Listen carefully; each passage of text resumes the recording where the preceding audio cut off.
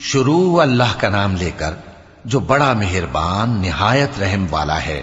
اے نبی، ہم نے تم کو فتح دی، فتح بھی کھلی اور واضح، تاکہ اللہ تمہاری اگلی اور پچھلی کوتاہیاں بخش دے اور تم پر اپنی نعمت پوری کر دے اور تم کو سیدھے رستے چلاتا رہے، اور تاکہ اللہ تمہاری بھرپور مدد کرے۔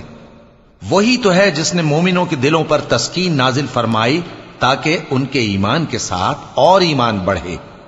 اور آسمانوں اور زمین کے لشکر سب اللہ ہی کے ہیں، اور اللہ جاننے والا ہے، حکمت والا ہے۔ یہ اس لیے کہ وہ مومن مردوں اور مومن عورتوں کو بہشتوں میں جن کے نیچے نہریں بہ رہی ہیں داخل کرے، وہ اس میں ہمیشہ رہیں گے، اور تاکہ ان سے ان کے گناہوں کو دور کر دے، اور یہ اللہ کے نزدیک بڑی کامیابی ہے۔ اور اس لیے کہ منافق مردوں اور منافق عورتوں اور مشرک مردوں اور مشرک عورتوں کو جو اللہ کے بارے میں برے برے خیال رکھتے ہیں عذاب دے، انہی پر برے حادثے واقع ہوں، اور اللہ ان پر غصے ہوا اور ان پر لعنت کی اور ان کے لیے دوزخ تیار کی، اور وہ بری جگہ ہے۔ اور آسمانوں اور زمین کے لشکر اللہ ہی کے ہیں، اور اللہ غالب ہے، حکمت والا ہے۔ اے نبی، ہم نے تم کو احوال بتانے والا اور خوشخبری سنانے والا اور خبردار کرنے والا بنا کر بھیجا ہے، تاکہ مسلمانوں تم لوگ اللہ پر اور اس کے پیغمبر پر ایمان رکھو اور اس کی مدد کرو اور اس کی تعظیم کرو، اور صبح و شام اس کی تسبیح کرتے رہو۔ اے نبی، جو لوگ تم سے بیعت کرتے ہیں وہ در حقیقت اللہ سے بیعت کرتے ہیں، اللہ کا ہاتھ ان کے ہاتھوں پر ہے۔ پھر جو شخص عہد کو توڑے تو عہد توڑنے کا نقصان اسی کو ہے، اور جو اس بات کو جس کا اس نے اللہ سے عہد کیا ہے پورا کرے تو وہ اسے عنقریب اجر عظیم دے گا۔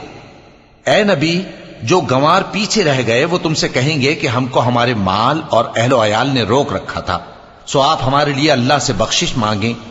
یہ لوگ اپنی زبان سے وہ بات کہتے ہیں جو ان کے دل میں نہیں ہے۔ کہہ دو کہ اگر اللہ تم لوگوں کو نقصان پہنچانا چاہے یا تمہیں فائدہ پہنچانے کا ارادہ فرمائے تو کون ہے جو اس کے سامنے تمہارے لیے کسی بات کا کچھ اختیار رکھے؟ کوئی نہیں، بلکہ جو کچھ تم کرتے ہو اللہ اس سے واقف ہے۔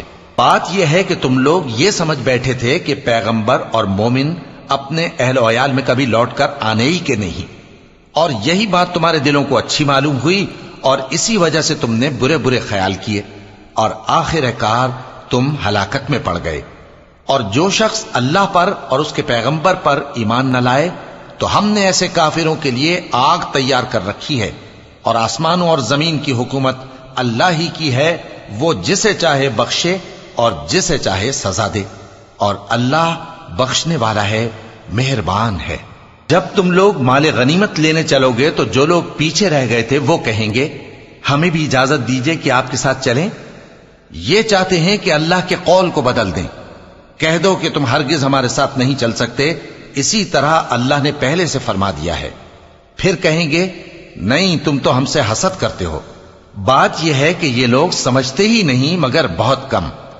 اے نبی، جو گنوار پیچھے رہ گئے تھے ان سے کہہ دو کہ تم جلد ایک سخت جنگجو قوم کے ساتھ جنگ کے لیے بلائے جاؤ گے، ان سے تم یا تو جنگ کرتے رہو گے یا وہ ہار مان لیں گے۔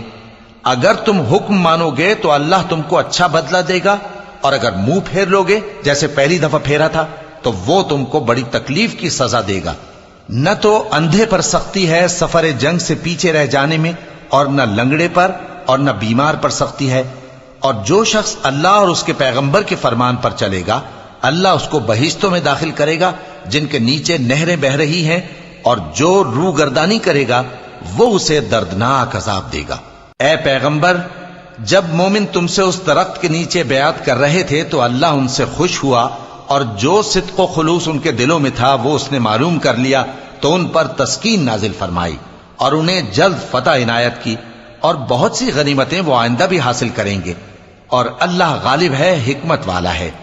اللہ نے تم سے بہت سی غنیمتوں کا وعدہ فرمایا ہے کہ تم ان کو حاصل کرو گے، پھر اس نے یہ غنیمت تمہیں جلدی سے دلوا دی اور لوگوں کے ہاتھ تم سے روک دیے۔ غرض یہ تھی کہ یہ مومنوں کے لیے اللہ کی قدرت کا نمونہ بن جائے اور وہ تم کو سیدھے رستے پر چلائے، اور کچھ اور غنیمتیں دے گا جن پر تم قدرت نہیں رکھتے، اور وہ اللہ ہی کی قدرت میں ہیں، اور اللہ ہر چیز پر قادر ہے۔ اور اگر تم سے کافر لڑتے تو وہ پیٹ پھیر کر بھاگ جاتے، پھر وہ کسی کو نہ دوست پاتے اور نہ مددگار۔ یہی اللہ کی عادت ہے جو پہلے سے چلی آتی ہے، اور تم اللہ کی عادت میں کبھی تبدیلی نہ پاؤ گے۔ اور وہی تو ہے جس نے تم کو ان کافروں پر فتح یاب کرنے کے بعد سرحد مکہ میں ان کے ہاتھ تم سے اور تمہارے ہاتھ ان سے روک دیے، اور جو کچھ تم کرتے ہو اللہ اس کو دیکھ رہا ہے۔ یہ وہی لوگ ہیں جنہوں نے کفر کیا اور تم کو مسجد حرام سے روک دیا، اور قربانیوں کو بھی کہ اپنی جگہ پہنچنے سے رکی رہیں۔ اور اگر ایسے مسلمان مرد اور مسلمان عورتیں نہ ہوتی جن کو تم جانتے نہ تھے کہ اگر تم ان کو پامال کر دیتے تو تم کو ان کی طرف سے بے خبری میں نقصان پہنچ جاتا، تو بھی تمہارے ہاتھ فتح رہتی، مگر تاخیر اس لیے ہوئی کہ اللہ اپنی رحمت میں جس کو چاہے داخل کر لے۔ اور اگر دونوں فریق الگ الگ ہو جاتے تو جو ان میں کافر تھے ان کو ہم دکھ دینے والا عذاب دیتے۔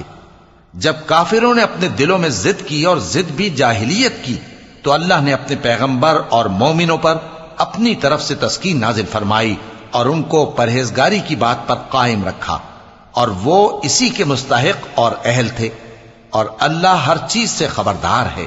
بے شک اللہ نے اپنے پیغمبر کو سچا اور صحیح خواب دکھایا تھا کہ تم انشاءاللہ مسجد حرام میں اپنے سر منڈوا کر یا اپنے بال ترشوا کر امن و امان سے داخل ہوگے اور کسی طرح کا خوف نہ کرو گے۔ جو بات تم نہیں جانتے تھے اللہ کو معلوم تھی، سو اس نے اس سے پہلے ہی جلد ایک فتح عطا فرمائی۔